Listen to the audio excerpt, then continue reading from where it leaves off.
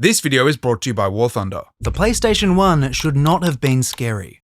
It was tiny, low resolution, and barely capable of facial expressions. And yet, in the late 90s, it produced some of the most disturbing games ever made. Silent Hill, Clock Tower. Despite their primitive graphics, their atmosphere was uniquely unsettling. In fact, it was so unsettling that hundreds of horror games have started returning to the aesthetic. We'll get into why that is soon, because all of those are still missing something that made these so terrifying. Plus, the visuals are only the beginning. The PS1 was home to the weirdest games of all time. It had an ad campaign that was just as effective as it was insane. To understand why any of this happened, you need to understand the company behind the console. Because in the 90s, the only thing stranger than this game was Sony.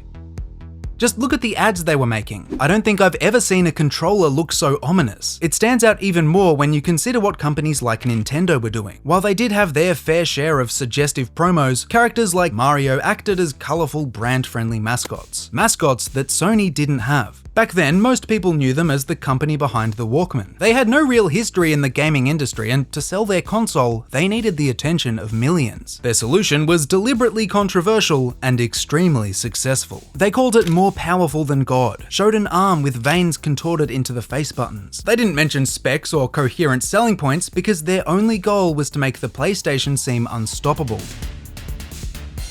On TV, their ads featured experiments, cryptic messages, and provocative narration. Like to be humiliated by women.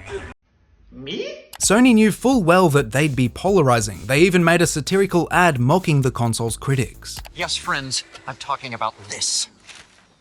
It may look like a harmless bagel toaster, but inside is a deadly donut.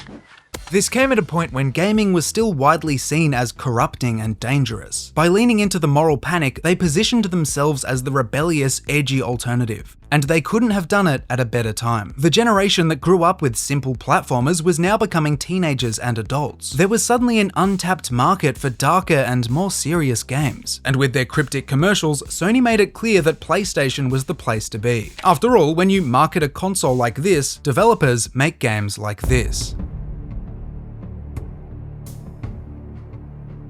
In 1996, Capcom released Resident Evil, a survival horror game built for the PlayStation. Despite having several hits under their belt already, they had no idea how influential this game would become. Because this wasn't just another survival horror game. It was the first. Yes, there had been similar games in the past, but Resident Evil both named and introduced survival horror to millions of homes. It started a golden age of video game horror, and during this period we got some absolute bangers. Stuff like Parasite Eve and Hell Night. I mean, this legendary run is the sole reason people still use these graphics, even though they're technically worse. But before we talk about how worse graphics somehow made games scarier, let's talk about how everything else did. There's a couple things that many of these new titles are missing. Things that made PS1 horror completely unique. The first of these is the feeling of powerlessness.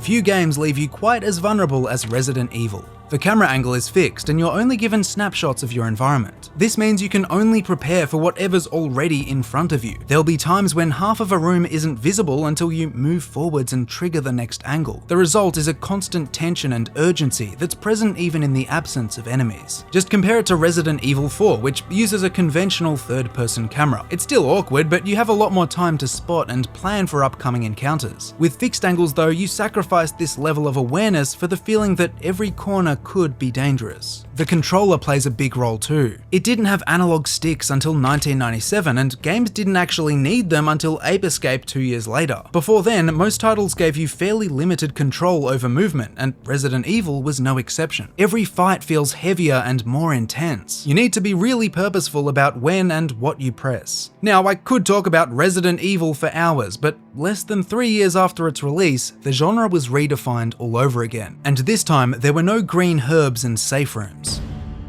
But before we get any stranger, here's a quick word from today's sponsor. War Thunder is the most comprehensive vehicle combat game ever made, and is available now for free on PC, consoles, and mobile devices. You're given the keys to over 2,500 tanks, planes, helicopters, and ships from 10 different major nations. Everything from the biplanes and armored cars of the 1920s to the fighter jets and main battle tanks of today. If you too love authentic sound effects, intense combat, detailed vehicles, and military history, you won't be disappointed. You ride at the helm of of the most powerful war machines of our time. Personally, my favourite feature is the damage system. It's crazy realistic and interacts differently with every vehicle. There's even an X-ray view that shows you exactly where shells penetrate. And because it's on mobile, you can pretty much play anywhere. Join over 95 million players worldwide in epic PvP battles and discover a huge amount of high-quality content in War Thunder. To play for free on PC, PlayStation, Xbox or mobile, click my links in the pinned comment or video description. New and returning players on PC and consoles who haven't played in the last 6 months will also receive a massive bonus pack, which includes premium vehicles, the exclusive vehicle decorator Eagle of Valor, 100,000 Silver Lions, and 7 days of premium account. This offer is available for a limited time only, so be quick. Silent Hill took everything that worked here and pushed it even further. To this day, it's regarded by many as the scariest game on the PlayStation, and not just because of how it looks. Where Resident Evil made you feel powerless through its mechanics and controls, Silent Hill makes camera angles the least of your concerns. As a player, you have a lot less power over your environment. The game decides what you can see and when you can see it. A large part of this comes from the dense layer of fog that limits visibility to a few feet. It makes wide open spaces just as claustrophobic as Resident Evil's tight corridors. Importantly though, it lets you know that you're never truly safe. You can't simply clear a room and take a quick breather before moving on. As long as you're outside, it's impossible to confirm whether you're actually alone. And that's where the sound design comes in. Early in the game, you're given a portable radio that emits static whenever enemies are nearby. It doesn't tell you where they are or what direction they're coming from, just that something's out there waiting. Sound becomes an essential part of the gameplay, often revealing far more than what you can see. It's also deeply unnerving. The game uses loud, abrasive sound effects, and quieter sections are almost always punctuated by distant mechanical whirring. The culmination of all of this is an unrelenting sense of dread that sticks with you for the entirety of the story. Still, you can at least defend yourself. In both Resident Evil and Silent Hill, you're given a range of firearms to help fend off enemies. This is not the case in Clock Tower, and there, you're truly helpless. The premise is pretty straightforward. You're in a mansion and are being hunted by a man with a giant pair of scissors. He's called Scissorman, likely because Scissorhands was already taken. Somehow though, the absurdity of your situation makes it even more disturbing. Seeing this guy dismember someone like he's cutting through paper feels so unnatural, especially with the stiff animations and character models. The mechanics are completely different too. Clock Tower is entirely point and click, and the majority of the gameplay is spent running and hiding. Any opportunity to fight back serves as nothing more than a brief deterrent. Consequently, movement isn't nearly as free as Silent Hill or Resident Evil. There's weight behind every click, because each one is a small, irreversible commitment. If you open the wrong door, you can't just cancel the animation and walk backwards. Now, while this does create a bit of a disconnect in that you're guiding the character instead of inhabiting them, it makes up for it by making every decision feel important, and the consequences of failure are never subtle. Fixed camera angles, limited movement, and janky controls are all hallmarks of this era and largely why these titles work so well. It's also why their atmosphere is still fundamentally different to new PSX horror games. Most of those can be played with a mouse and keyboard and have conventional controls that make navigation a breeze. Of course, precision and responsiveness are fantastic, and revisiting these today can be testing. It's just interesting that the things we consider unacceptable or clunky today were the very mechanics that made these games so haunting. Their tension is hard to replicate because it's literally baked into the hardware. With that being said, newer titles are getting something right, and luckily, it's the most unsettling ingredient of PS1 horror.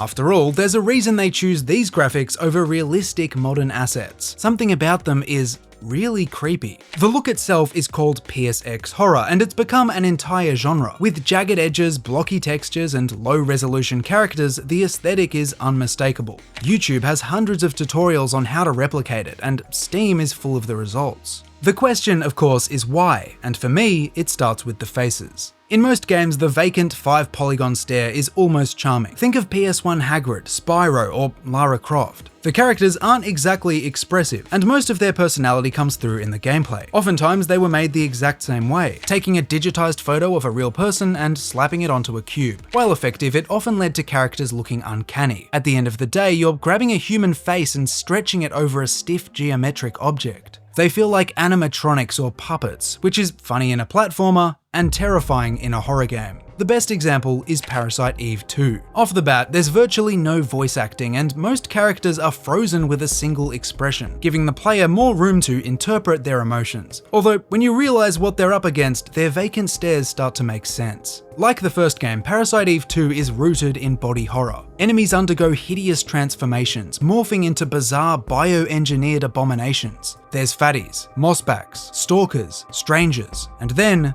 there's this scene.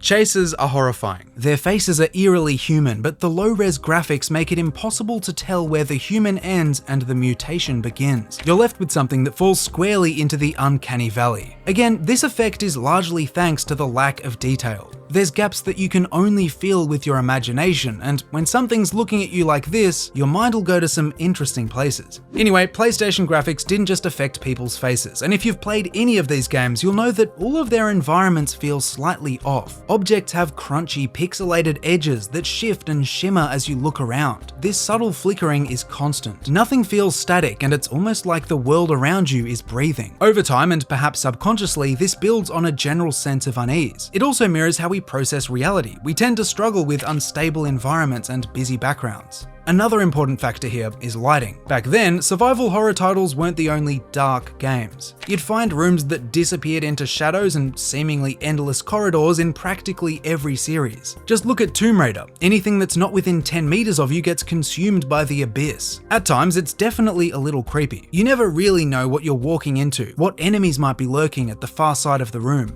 And yet, the explanation is hardly sinister. All it's doing is hiding the draw distance. Without it, you'd see all of the distant objects popping into view. The fog in Silent Hill does the exact same thing, it just happens to be a really creative solution. To be honest, creative solutions explain most of the PSX aesthetic. All of the textures, lighting, and character models were designed around limited hardware. Games needed to look like this to actually run. And that all makes sense, but there's still one question that's bothering me. When I covered the PS2, I talked a lot about the tropical beach aesthetic because it really was everywhere. Kingdom Hearts, Final Fantasy, Crash Bandicoot, they all have places you'd want to visit in real life. But when I started digging into the PS1, I found something completely different. Sure, it had its own iconic locations and settings, it's just that more often than not, they were downright weird. For starters, you spend most of your time in dark industrial corridors. These environments were in everything from Final Fantasy VII to Metal Gear Solid. If it was a lab, a base, or a city, 90% of the gameplay would look like this. Naturally, it was perfect for survival horror. They'd crank up the rust and decay to create these dystopian urban hellscapes. Combined with the graphics and low draw distance, many of these begin to feel quite liminal. There are doors that lead to nowhere, hallways that endlessly repeat the same texture. You journey through entire cities populated by nothing more than a handful of NPCs. It constantly reminds you that you're alone in locations that don't always make sense. At the same time though, you might have noticed that certain areas hold up surprisingly well. Games like Parasite Eve and Final Fantasy VII have ridiculously dense set pieces, achieving a level of detail that's still impressive. Like, this interior was made almost 30 years ago, and every surface is packed with loose files, computers, and stationery. Going outside, you'll find more of the same. The streets are covered in graffiti and littered with rubbish. All of it makes the world appear lived in despite being sparsely populated. Turning to Final Fantasy, you encounter a lot more of the industrial aesthetic. There's these huge backdrops with layers of pipework and various machines. What you're seeing here are pre-rendered backgrounds. They're kind of a lost art and were another creative solution to the PS1's limitations. In reality, they're just 2D images. Environments this complex would have been impossible to render in real time. Of course, the majority of titles still went full 3D, and it wasn't like everything had this gritty mechanical tone. In fact, PlayStation's strangest title was the polar opposite. Dream Simulator is a treasure trove of liminal spaces. Developed by Japanese artist Osamu Sato, it meshes all of these graphical quirks with colourful and abstract environments. The end product is something beyond explanation. Events are loosely based on one of the developer's dream diaries. As a result, there's no real objective, and you can spend hours wandering aimlessly. You won't get bored though, because the dreamscape is filled with entities. Giant heads embedded in walls, the infamous Grey Man, and the Pot of Greed. These are mostly harmless though, and the main selling point here is exploration. There's areas to discover that look exactly like the backrooms, with the same dingy yellow walls and disorienting layout. It's hard to imagine a game like this would work at all with modern graphics. Half of its surreal nature comes from the fuzzy textures and distorted geometry, which make it just as indecipherable as an actual dream. Whatever the case, not everything about the PlayStation is an enigma. There's no ambiguity in 100 million sales, or the fact that it's still in the top 5 after 3 decades. It succeeded because it was different. The aesthetic, the ads. It was a leap of faith into a new world of 3D gaming, and for all its rough edges, the system found its identity. It made survival horror huge, not despite its limitations, but because of them. And it wasn't all about horror either. Platformers like Spyro, Crash Bandicoot, and Rayman were revolutionary in their own right. It should come at no surprise that the PlayStation and its graphics are still massively influential. It has a legacy that's only matched by a few other consoles, one of which we're covering next.